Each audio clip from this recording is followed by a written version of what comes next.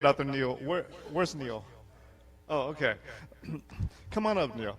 So Dr. Neal Patel, good friend, family medicine physician, private practice here in Orange County if you need a primary care doc.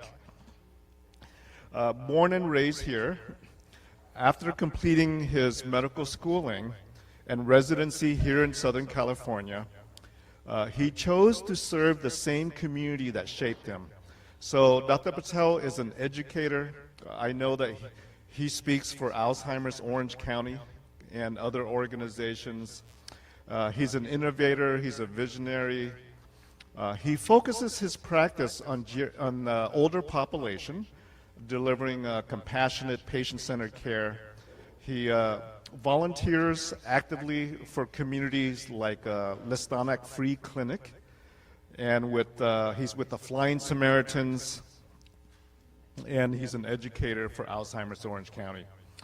Guided by the belief that medicine should prioritize quality of life over just extending your life, he practices with a holistic approach. So when you see Dr. Patel, his first thing is not going to be a prescription. Does that sound good? Yeah, his first thing is not going to be a prescription. He's going to talk about lifestyle, diet, nutrition, prevention, and all those integrative approaches to healthcare outside of a prescription. Yeah, he's a big fan of red light therapy and intermittent fasting and sound therapy, and a advocate for the responsible use of what we talked about yesterday with CBD, medical cannabis, psilocybin, and things of that sort. Things that are emerging in therapy at this time. His mission, above all, is to enhance the well-being of his patients through a deeply personalized care rooted in collaboration and respect. So, all right, Neal. Thank you so much, Dr. Trin.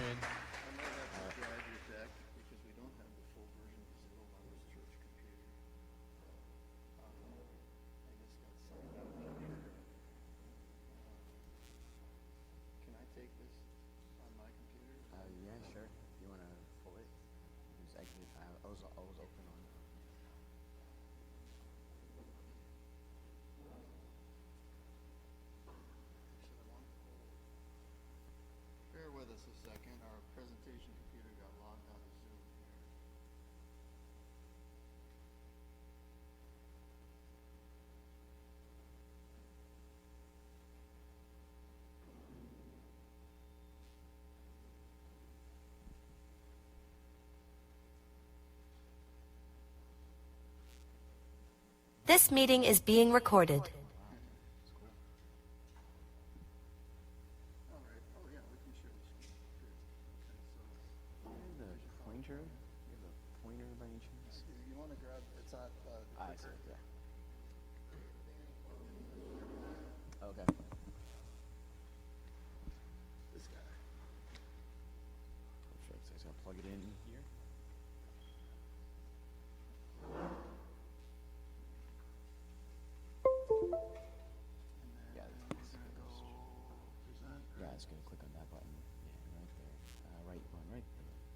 Right one more. Yep, right there. Yep, slideshow. Okay. And that's it. Yep, that's right. And then we're going to want to go.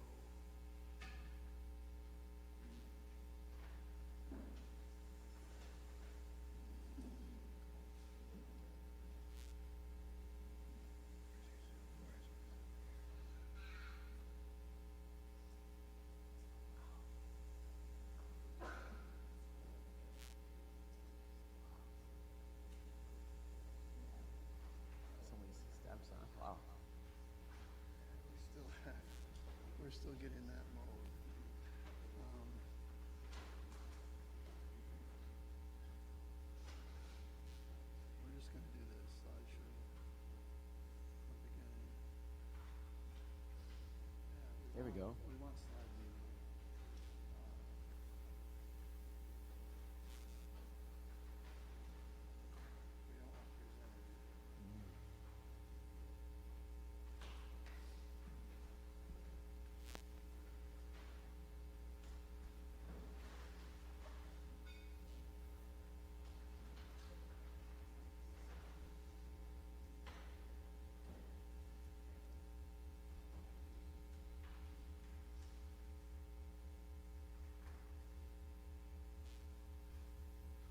reverse the windows, Yeah. like the rich main display versus the display.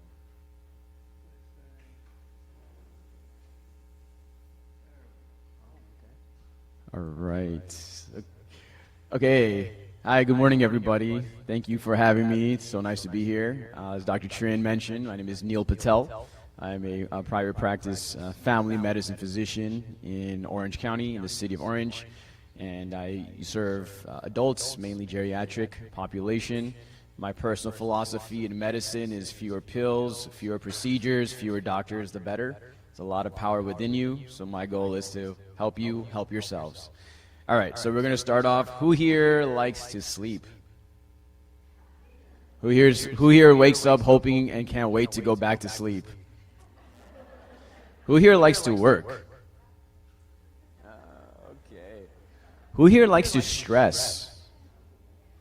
No? No one likes to stress? How about sleep, work, and stress? Let's see if it's going to work. Yeah, it's on.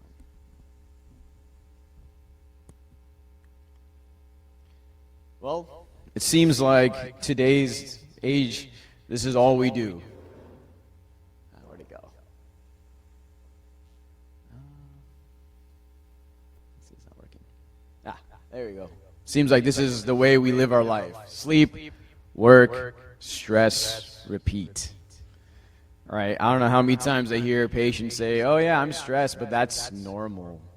I just ignore my stress. Don't forget, your stress does not ignore you. Okay? So you may have felt like this before in your life. It's always exciting. Okay? I know I felt like that multiple times. All right, let's see. It's gonna work. So sleep is the best meditation. Dalai Lama. So today we're going to talk a little bit about sleep, sleep apnea, and the connection with memory. Okay, our objectives today, like we said, understand the physiology, the science behind sleep, such as so complex. We spend about 30% of our lives sleeping, so might as well learn it, might as well enjoy it. Simple pleasure in life to be able to sleep. Understand how sleep apnea works, and of course, as I lecture at Alzheimer's Orange County, I like to link between sleep and dementia. Okay. So you guys ever wonder, what is sleep? When somebody says sleep, what comes to mind? This is the definition from Merriam-Webster Dictionary. It is a noun. It's a resting state in which the body is not active and the mind is unconscious. It's a verb. You can sleep. Right? It is to be in the state of rest when your eyes are closed and your body is not active as well. What about the history of sleep? I want to say sleep has probably been here since the beginning of mankind. I like to believe that. Ancient cultures, Indians, Egyptians, Greek, you name it, everybody designated gods or deities to sleep. So clearly they found it important back then. Clearly now we also find it important, and now we're almost seeking sleep. Okay. In 400 BC, Aristotle commented that he believed sleep was an arrest of consciousness in the heart, not in the mind. You fast forward 162, Claudius Galen was a scientist. He identified that the brain was a seat of unconsciousness, where you went to sleep. Fast forward, Henry Piron was another scientist, explained the physiology and the science. If you go all the way down, REM sleep was founded in 1925. 1965, the diagnosis of sleep apnea has occurred. You guys know what sleep apnea is? Okay. And of course, 1980s, we found the connection between circadian rhythm and duration of sleep. And you know what I've discovered today? What have we discovered today? We've discovered we are overworked, overstressed, and sleep deprived. We have spent a lot of time trying to learn about sleep and losing our sleep. Okay. So, why is sleep important? Any takers? Your brain, okay, yes. Well, let's take a look. Well, number one, a couple of these things. It can strengthen your immune system. A lot of times my patients come and they're itchy at night. I'm itchy. I say, well, your immune system is more active. Histamine is actually more released at night. That's why people get all itchy. They might wake up with congestion and whatnot. So your immune system is doing a lot when we're sleeping. Of course, it can regulate your mood. I'm sure some of you, if you've ever not slept well, you might be hangry, cranky. Don't talk to me. Leave me alone. Right? So I've been there. It helps you process information. It can restore your body physically. We tend to think sleep is just for our mind. No, it is actually for our bodies as well.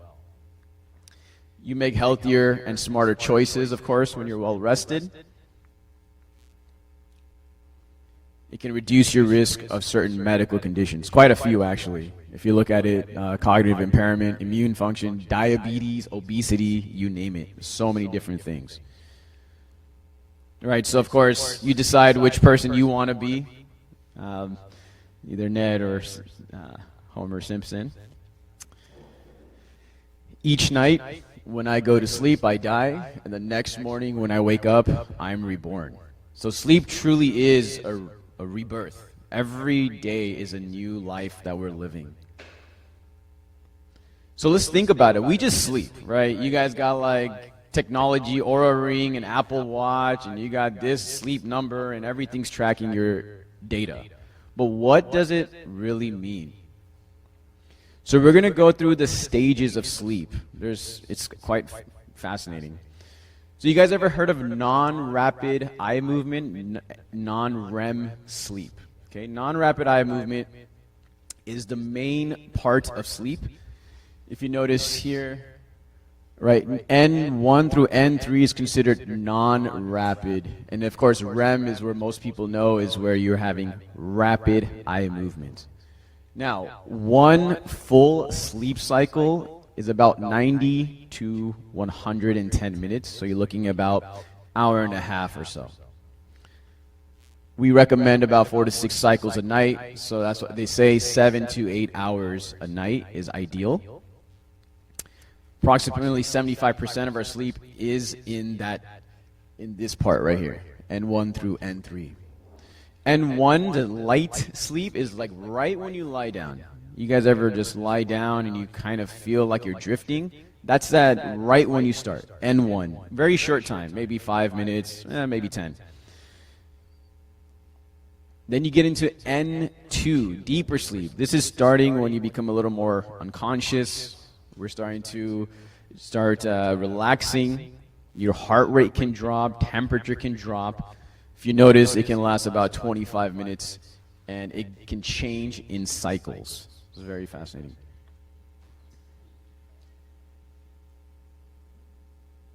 Okay. So let's go through the N3. So N3 is the deepest sleep. Now, this is when you're really fully unconscious. Your body is doing its job, healing. If you look closely, this is when your body's actually repairing, growing tissues, building bones. So for those who exercise, all those, like even if you're a bodybuilder, you need to sleep.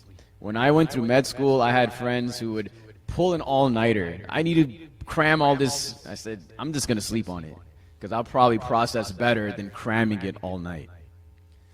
Okay, this can last about 20 to 40 minutes. As you look here, these are kind of the cycles. So if you have, like Whoop or I think an Oura Ring, they might show different kind of patterns, or an Apple Watch. So you can track where your stages are and how long you're staying in each stage.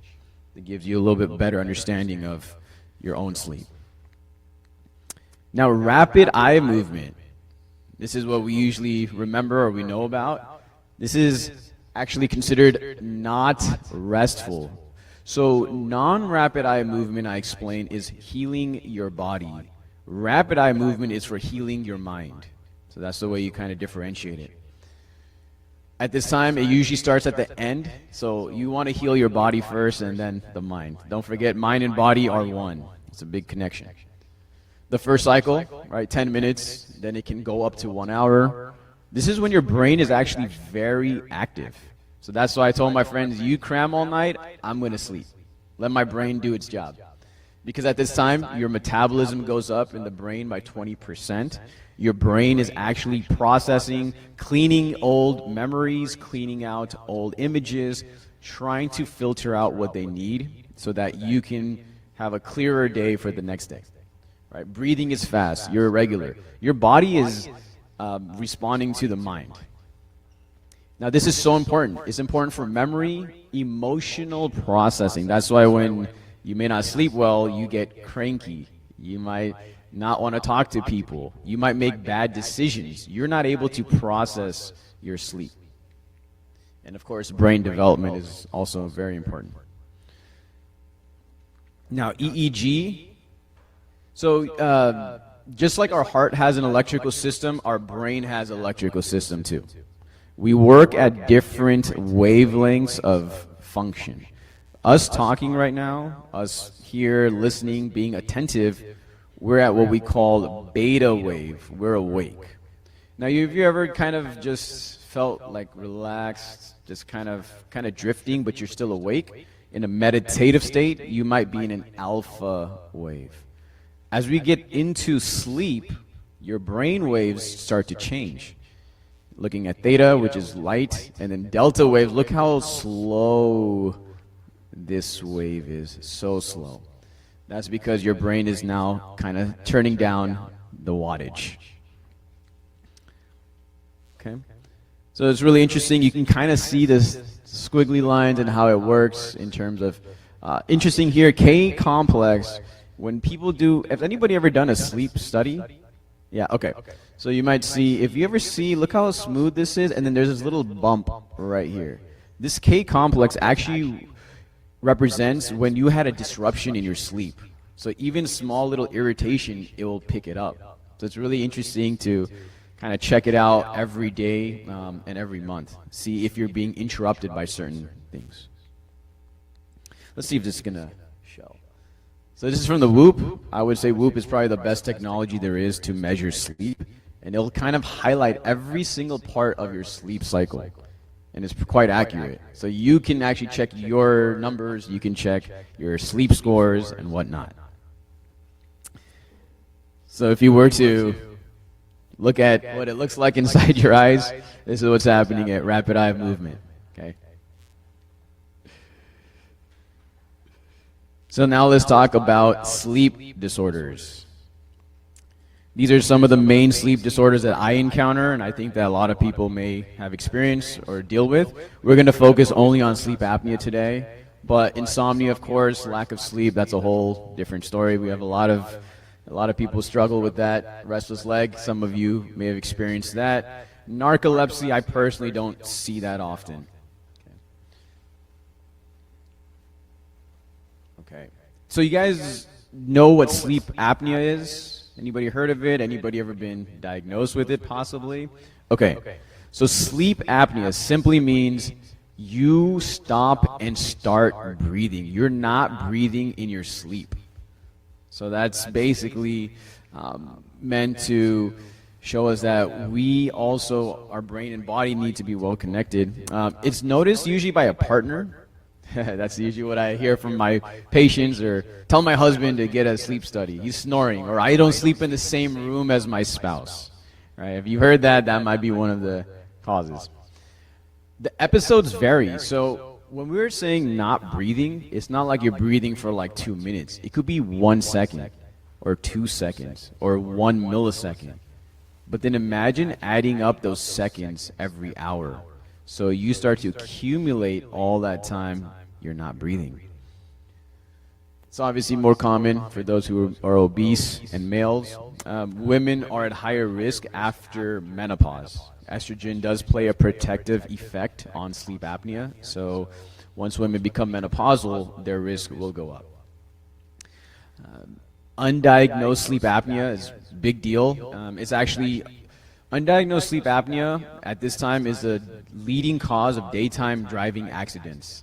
So it's so important if you guys feel like you're tired in the daytime, if you're snoring, or if your significant other or whoever tells you, please get it checked, because sleep is a simple luxury and it's so important for so many functions. Okay.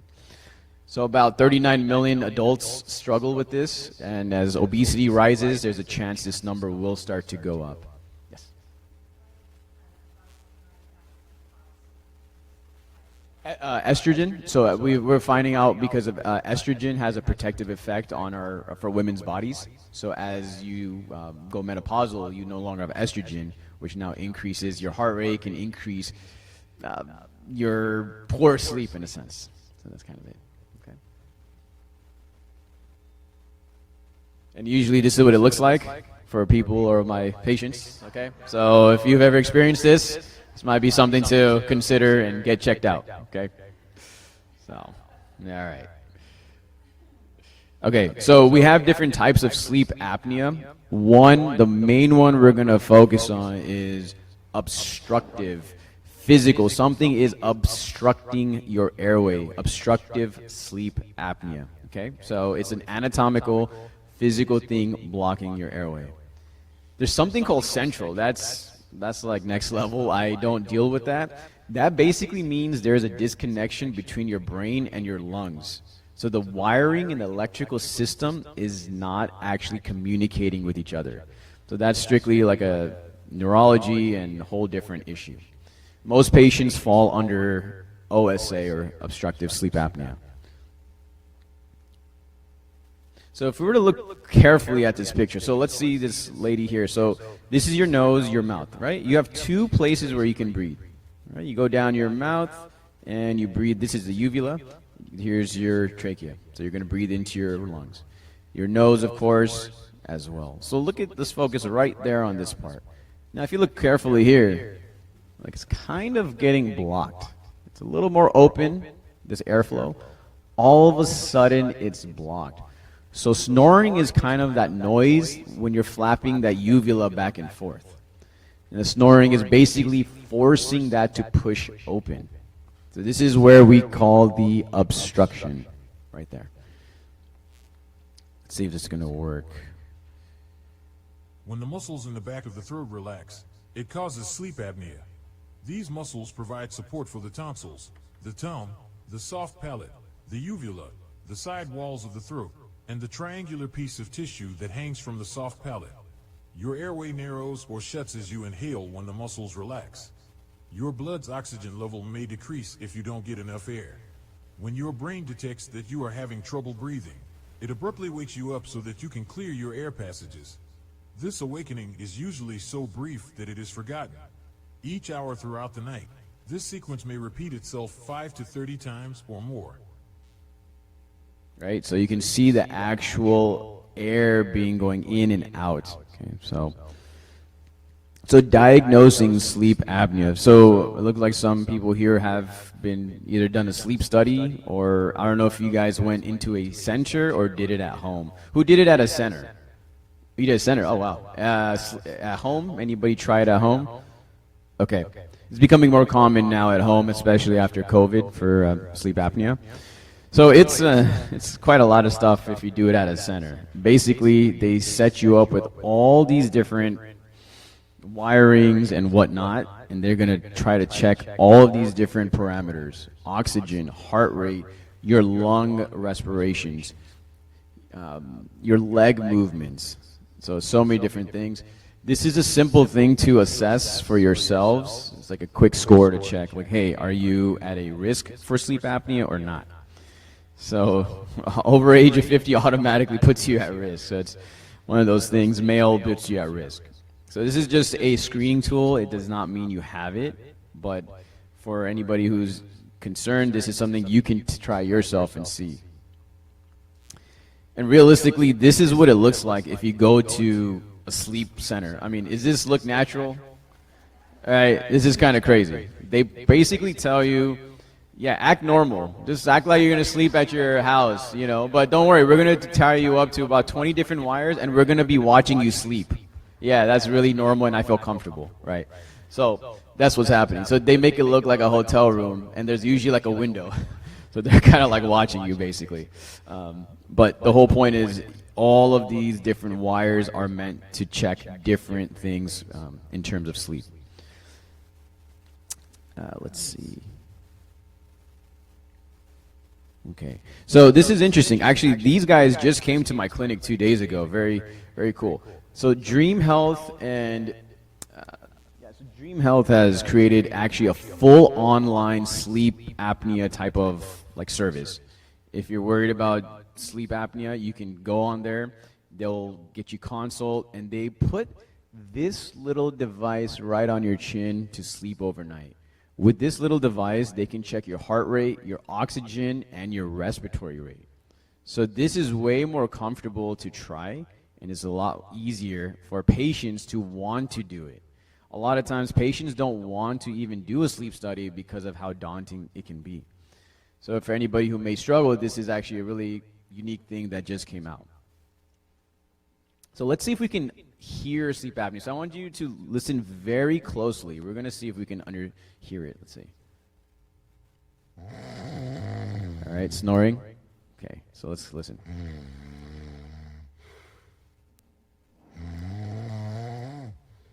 Okay, pause right there. Stop right there. Look at that, complete silence.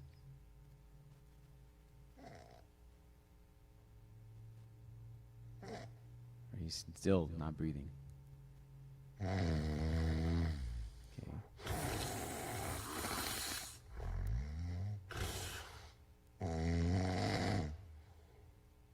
Look at this now. Look how silent.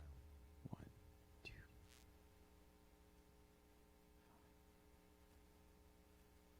Okay. So you can tell. Like it's very, you have to like listen carefully, but there is a lot of gaps where he was not breathing, which means he's not getting oxygen to his body. So it can be so subtle. It can literally be like 1 second. This guy had it pretty bad. He was averaging, look like when I listened, maybe 3 seconds of not breathing. Imagine doing that every 3 to 4 seconds every minute in a night. That will start to add up really quickly. So this is just on what they're looking at. So when you're doing that sleep study, these are the actual, all these squiggly lines do mean something. But if you look carefully, right, you want to have a wave. Everything kind of has a wave, has a pattern. But look at how flat this is. That means they are not breathing, and they can actually correlate this with a decrease in oxygen. So all of these things is how we determine how bad your sleep apnea is and how low is your oxygen actually dipping. I've had patients, and I look at their report, their oxygen levels are dropping to like 70% at night.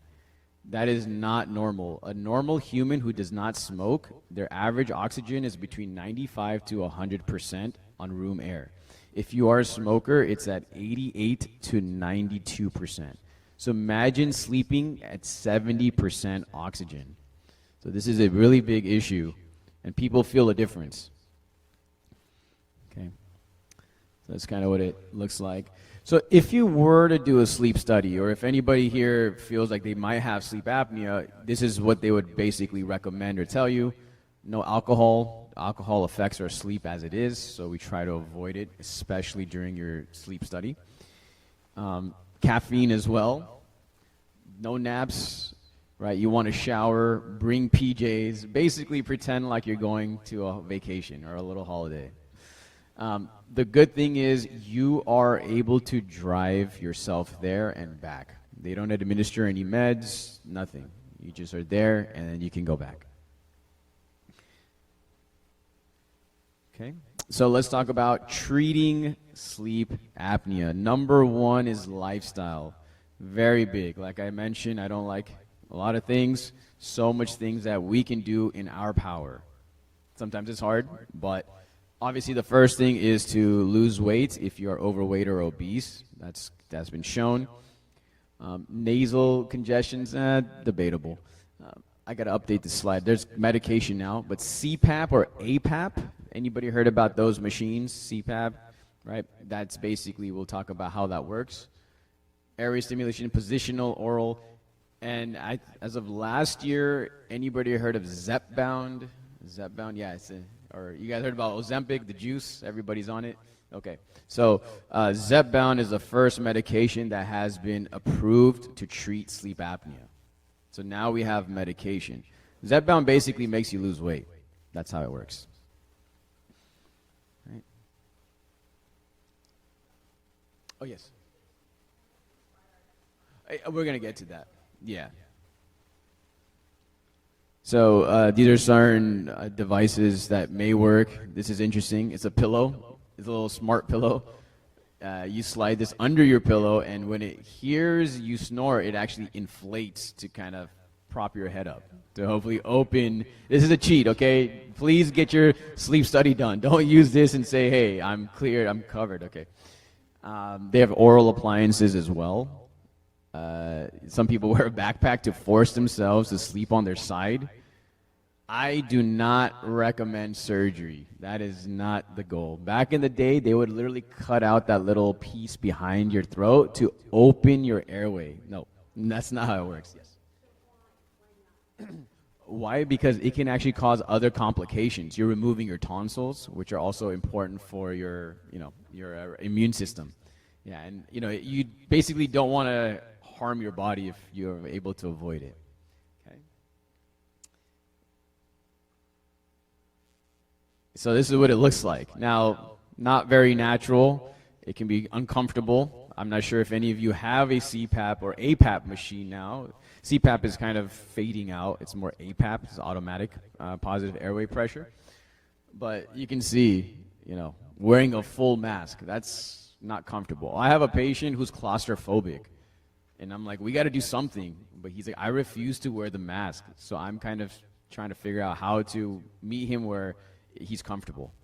Luckily, they try to make it somewhat comfortable. They have different variations. But at the end of the day, you're wearing something over your face as you sleep. Let's see. See if it's going to play. Similarly, in people with OSA, the airway muscles relax too much. However, the airway narrowing is more significant than in snoring and causes a slight or full reduction in airflow to the lungs. When the airway is blocked, OSA sufferers will wake either partially or completely to breathe again. So you can see the machine being put. Positive airway pressure, or CPAP, is the simplest and The most uvula, effective right there. treatment available for OSA. CPAP devices deliver a flow of air to the upper airway via a mask that seals the nose and or the mouth to create a positive airway pressure. This positive pressure provides a splint in the airway to prevent it from collapsing during sleep. So if you think about it, the CPAP is literally pushing air continuously down your throat to pop open that uvula. But it can dry you out. You can get bloated. Some people get like a lot of air in their stomach. Nowadays, we have something called automatic, which it actually senses when you're not breathing, and then it delivers the air. So it's a lot more sophisticated. And then we talked about Inspire. So Inspire device has also come out as of 2014. This is approved. Basically, actually, they came to my office yesterday, interestingly enough. So what this is it's actually a little device about the maybe size of like a credit card. It's a procedure. They go underneath the skin right here, and they implant a wire that kind of can sense your breathing patterns when you're inhaling and exhaling. And it actually connects another wire to what they call the hypoglossal nerve.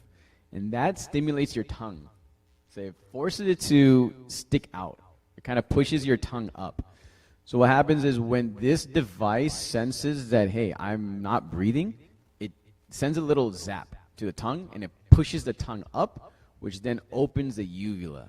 Okay, so this is a new device. It used to be 3 incisions. The guy said now it's 2 incisions. So the battery lasts about 11 to 12 years from what they say. This is a viable option. I'm all for it. I'd rather you try this than not treat your sleep apnea. So worst case scenario, like I said, we avoid procedures, but we have this. Yes. Yeah, it usually is. Some insurances might require a step edit. If they say they fail CPAP, then they get into this. But most likely they will cover this. Yes.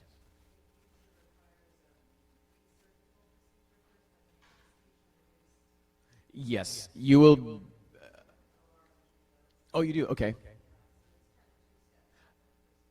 Oh, really? Okay. Yeah, there we go. So thank you for sharing that. Yeah, so it looks like there's two kind of, I got the pre-procedure and then the procedure for this.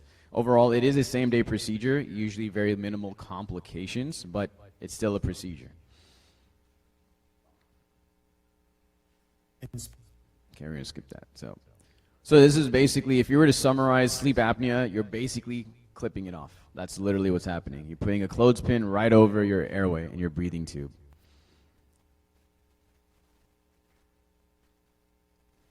So this is a nerdy slide, but this is the science behind how it happens on a molecular level all the way to a system level, right? Low oxygen, your nervous system starts to mess up. You start to have less oxygen. You get inflammation, increased coagulation or clotting. You can get an atrial enlargement. Atrial enlargement can lead to atrial fibrillation, which is a very big issue as well that I see in my patients.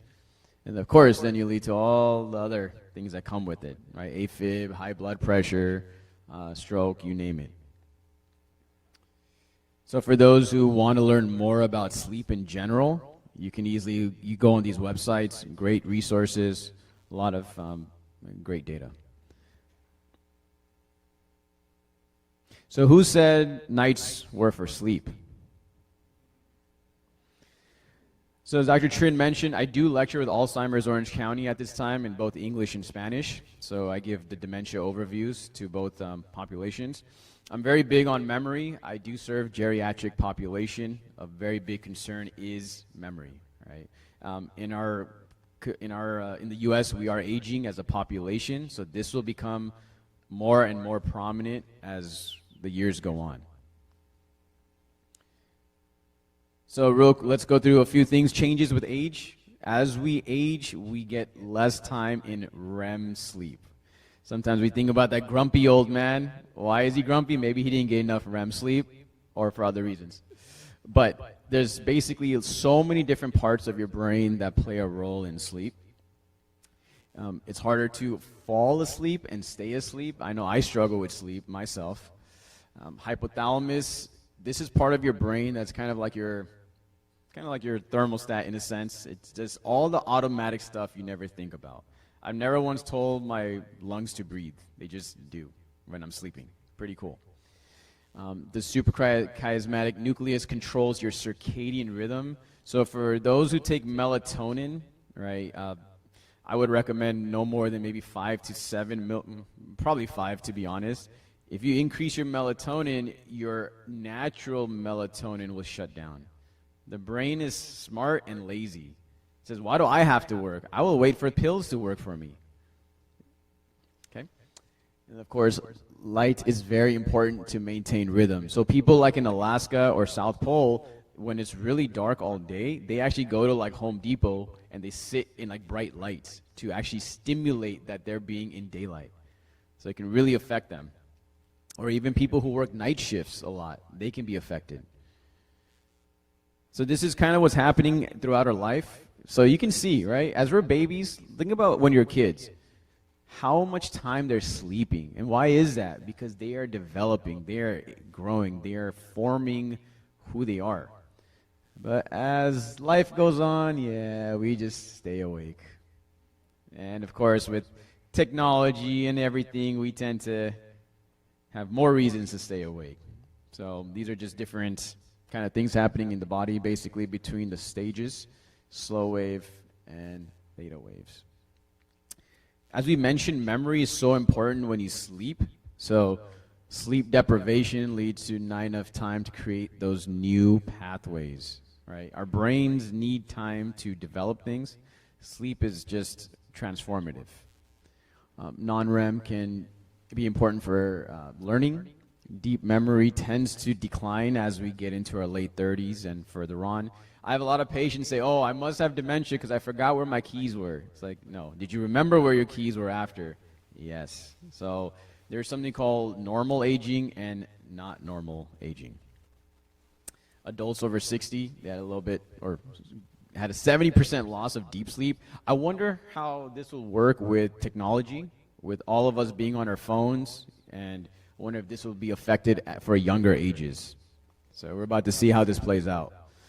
Sleep apnea, of course, it can decrease your actual memory as well. So let's link it. So we talked about sleep. I've talked about memory. What is the connection overall? Beta amyloid. You guys heard about beta amyloid plaques by any chance, right? Beta amyloid is basically, think of your nerve cells as houses. Each house has different ways to communicate. Imagine putting 20 trees between each house. You're now cutting off the communication signals. So beta amyloid plaque builds up between separate neurons. Okay. Obviously, when you have poor sleep, you can't really clear out all of that trash that starts to accumulate.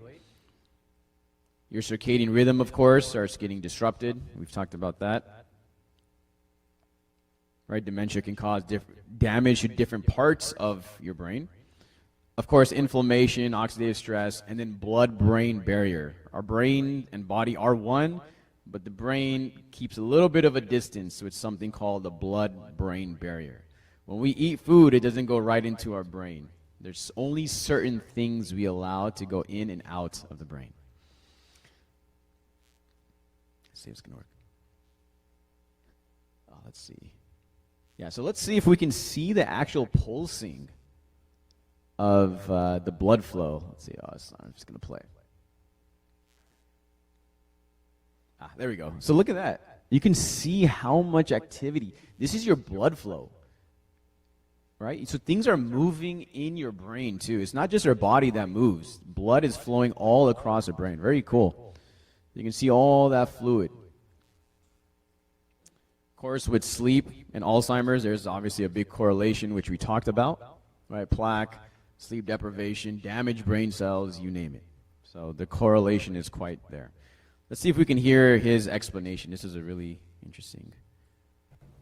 We injected fluorescent tracer into the CSF, or the fluid that surrounds the brain, and watched to see where it went.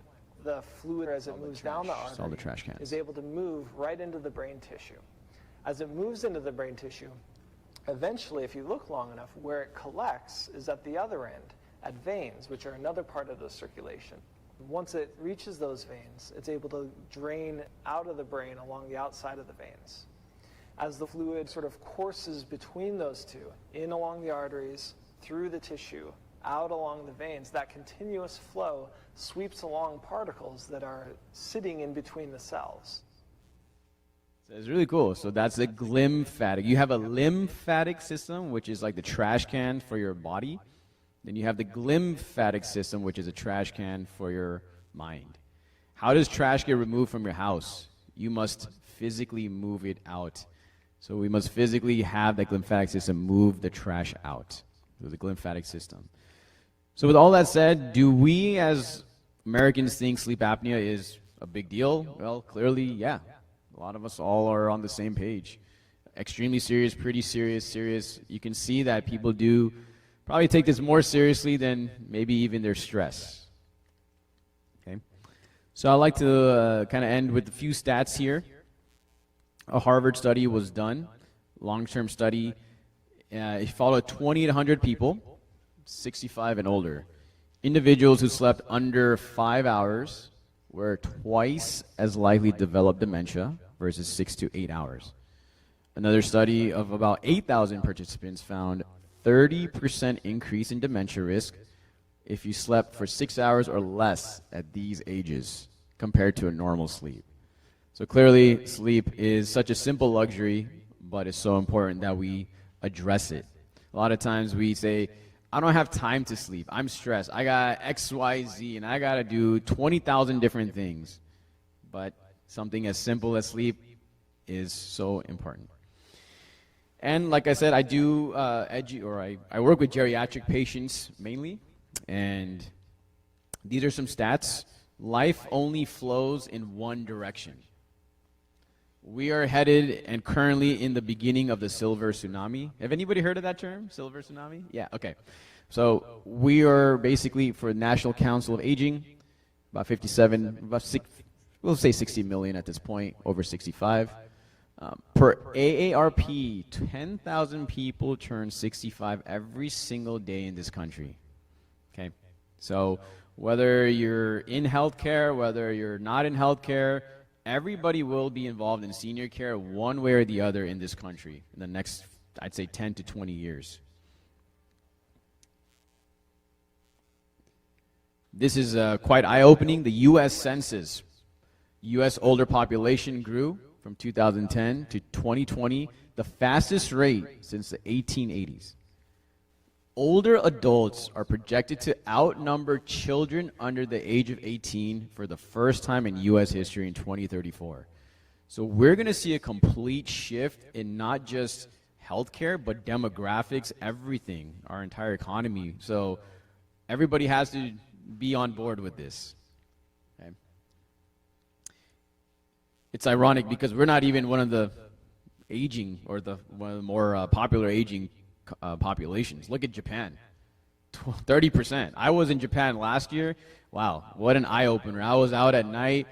The cab drivers are like 80. The people cleaning are like 80. And I'm like, this is normal here. Like everybody. Nobody was young, to be honest. I was kind of shocked. Like everywhere you go, like this is what it is. So everybody's looking at Japan, but they're a lot more disciplined than sometimes we are here. So we're going to see. But you can see how many countries are going to have to deal with this. This is a worldwide situation. So everybody's kind of looking at Japan first, but we're going to see. Just to kind of end, Alzheimer's is the 5th leading cause of death. About 7 million Americans maybe live with it. 1 in 3 technically dies. And in Orange County, 65 and older is the only growing demographic. So forget the world, right here at home. 65 and older is happening, okay? 60s are like the new 30s though, right? 90 is a new 60, let's put it that way. All right, so age is no excuse. All right, I don't want to hear that. And I'm very big on education because not only for patients, but doctors. Look at the stats for doctors. More than 25% of PCPs or primary care providers report being only sometimes comfortable answering patient questions. How are we going to help patients if doctors aren't comfortable? 50% don't feel prepared. Alzheimer's is dangerously underdiagnosed. 60% of cases over 65 are not diagnosed. Imagine missing 60% cancer, 60% of heart disease, 60% of diabetes. Would health really, or would medicine really exist? Probably not. So I'm very big on pushing doctors to really, shape up because everybody has to do their part. I say all of this to leave you with hope, okay? So the beauty is we are in a golden age of memory. We're learning so much. This is like the drug pipeline. Yes, drugs are sometimes necessary, but we are developing so many different things to try to combat and to maybe reduce our chances. This is from The Lancet, which was done from 2024. 45% of memory prevention is in your hands. So don't tell me you're helpless. I probably don't want to hear that, okay? Right? If you have a less education, fine. You can't really change that. But your hearing loss. Anybody have hearing aids or have poor hearing? Okay, well, when my patients come in, the wives always say, tell my husband to get his hearing checked. He's not listening to me. Tell my husband to get his hearing checked. All right, I get that all the time. And what do all the male patients say? It's like, no, I can hear fine. Yeah, so please get your hearing checked. 7%, all right, that's a big deal, right? High LDL, depression, traumatic brain injury, physical inactivity, diabetes, smoking. These are things in your hands. These are things that we can control. There's so much that you can do right now to help yourself. Okay, so I always tell my patients, I'm here to help you. I make it very clear to patients, I am not responsible for your health. You are. I'm here to guide you. And this is a team effort. I cannot do this on my own. Everybody needs to help each other out. Okay? So I hope this lecture didn't make you feel like this. All right? If it did, then come see me in my office. All right.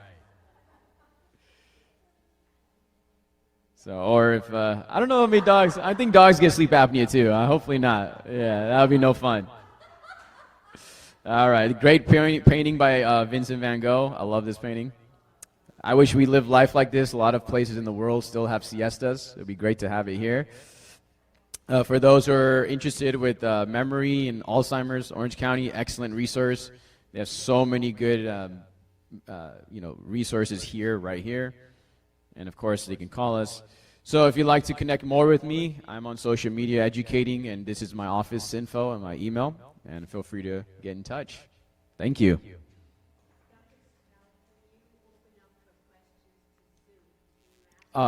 Yes. Anybody on Zoom have questions? Let's see. I think I saw something here. Oh, okay. Yeah, okay, let's see. Doesn't look like I see any questions at this time.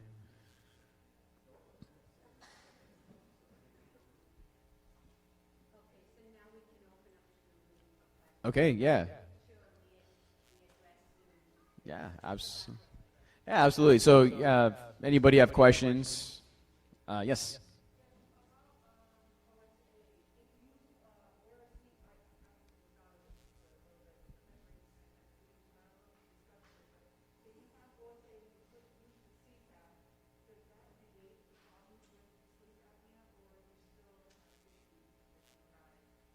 So, a great question. The question was, if you have OSA and you use a CPAP, does that negate the sleep issues that occur with it? Well, that is the treatment.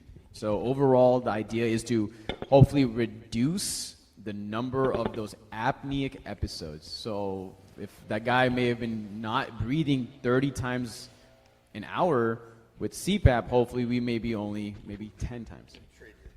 I'll take that one for the audience. So yes, so technically you may still have sleep apnea, but it'll be a lot more controlled and you have fewer episodes of not breathing.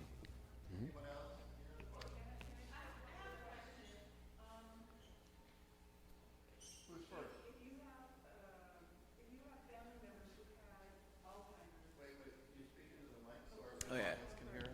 If you have family members who have had Alzheimer's, and how does the genetics play into, if you say 45% is our opportunity to do better, and it's not related to the Alzheimer's, we can improve our chances, but if we have family members who have had it, how much does that go into? Yeah, there is a percentage. There's certain genes you can test too, ApoE, so there are some genetic components, but we're learning a lot more that it's really our lifestyle and our habits that determine it. And the truth is, I don't really do too much genetic testing for Alzheimer's because, let's say it's positive.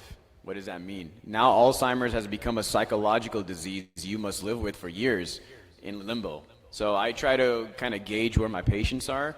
I'm more into screening them and kind of explaining what we can do preventatively. Okay? Oh, okay, I got a question from Zoom. If you have brain fog, effective COVID migraine, are you at risk? I would say so. Long COVID is a thing. At this time, we're learning more about it. Like I said, I'm very natural, holistic. I'm big on like cannabis, CBD. I know that can help a lot of patients. So yes, technically there may be a correlation. We just don't know all the science yet on that.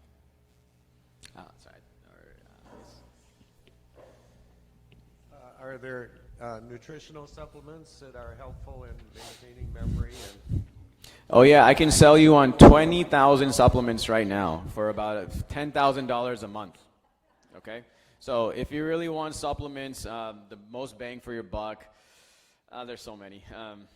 I would say for brain, I guess omega-3 is great. NAD+ is becoming hot.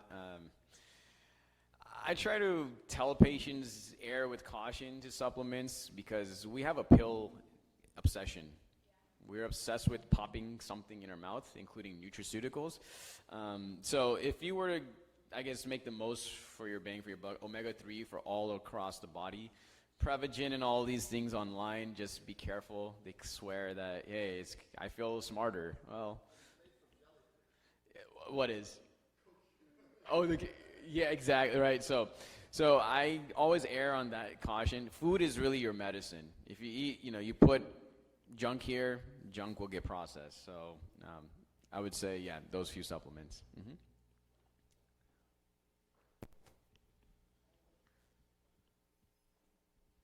So back to the CPAP, it's not corrective. It's just a person that's using a CPAP has to continue to use it forever. Technically, yes, but like we said, lifestyle, we try to, if they're overweight, we try to have them lose weight, which can reverse it. I've had patients who had a CPAP, they lost so much weight, now they reversed it. Oh. So it is possible. Okay. With these new devices, we're trying to see if we can better control it. CPAP devices, people have leaks. It can not fully seal around their face. They have sleep scores, so we try to gauge that. But there are some cases where you can actually reverse it.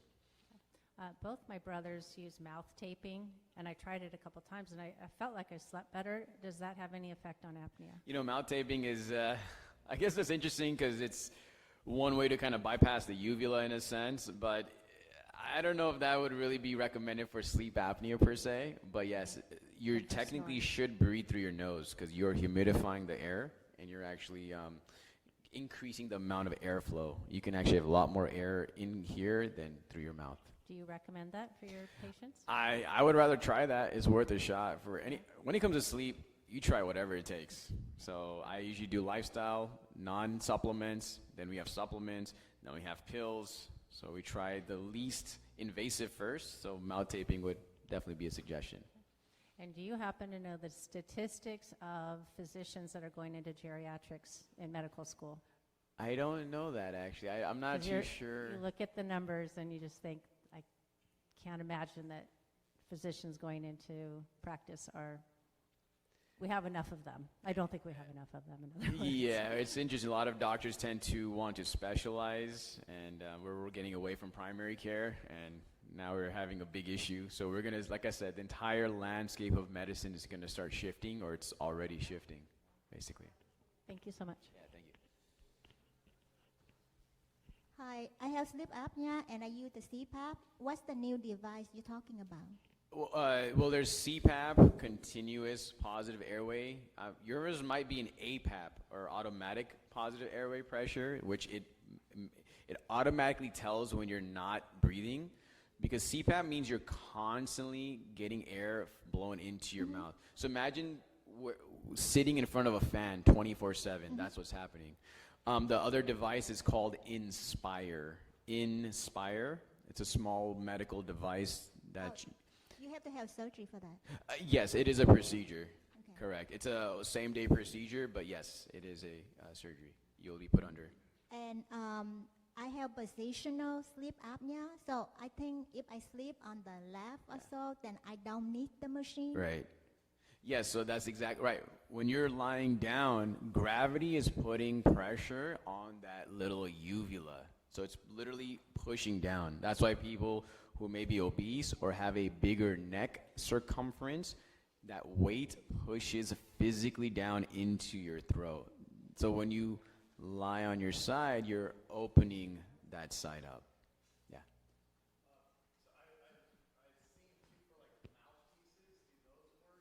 That they hold the jaw forward so it doesn't. The mouthpiece is called the oral appliance that sometimes is done with dentists usually, and because if your jaw is like down, and you're pushing into your throat, that is usually only recommended for mild obstructive sleep apnea. If you have moderate or severe, I would not recommend that. And it's weird because if you go down the route with a mouth guard, they might negate you getting a CPAP machine. Insurance might block it. It's interesting. Yeah. Sorry.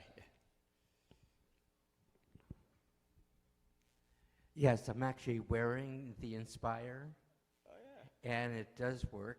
I had some issues since Vietnam, and it would give the CPAP and the APAP. I would tear out in a nightmare in the middle of the night, and they didn't like their machines broken. So I have the Inspire. I'm wearing it right now, and it does work. Do you feel like well rested, or it's better, or? Yes, it's better. Okay, great.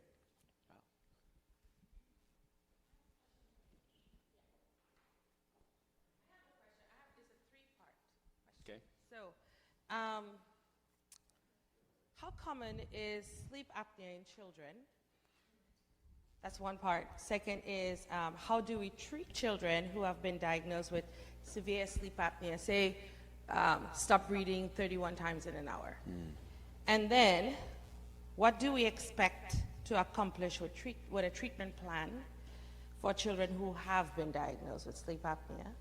And the last question was, how effective is Inspire? Yeah, so I don't know too much about kids per se because I see adults, but when I talked to them yesterday, they said usually kids maybe 11, 12, they might have other anatomical issues. It's not as common technically. If it does occur in kids, mainly it's like an anatomy. But the truth is kids are getting more obese. So we're about to see, Jardiance is a diabetic medicine. It's been approved for 10 years and older for diabetes, type 2. So, and that's like a breakthrough. Like we're celebrating that, which is right.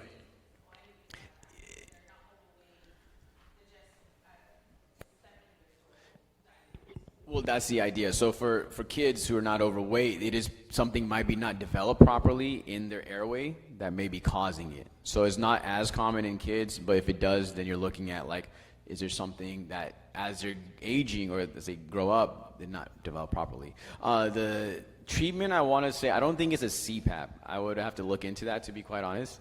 In terms of, I forget your other question per se, but.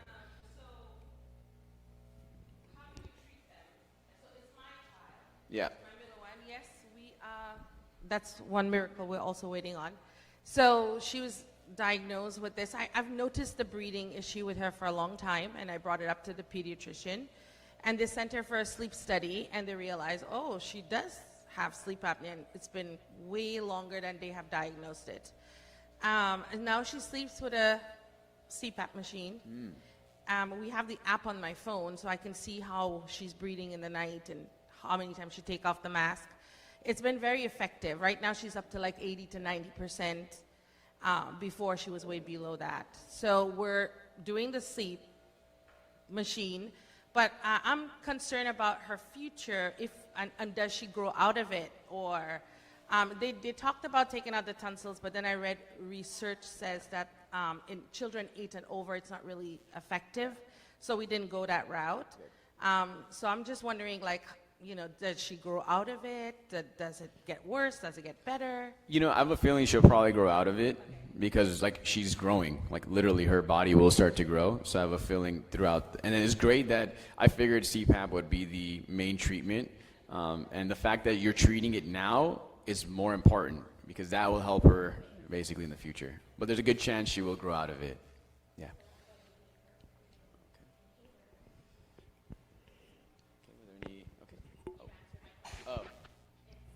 Okay, great. Okay, I guess we had one more.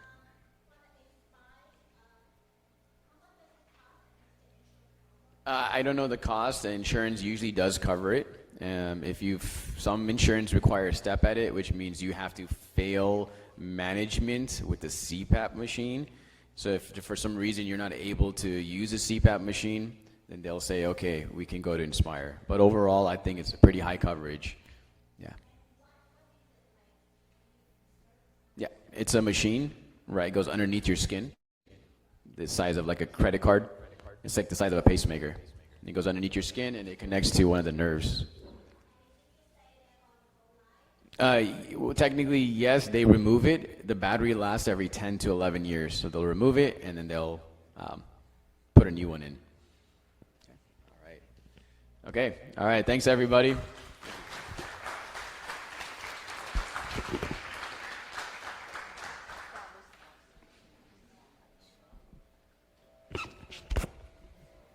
Thank you, Dr. Patel. That was awesome.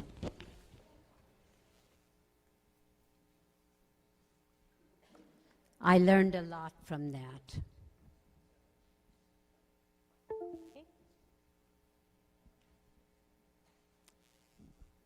Did you learn anything from that? Yes.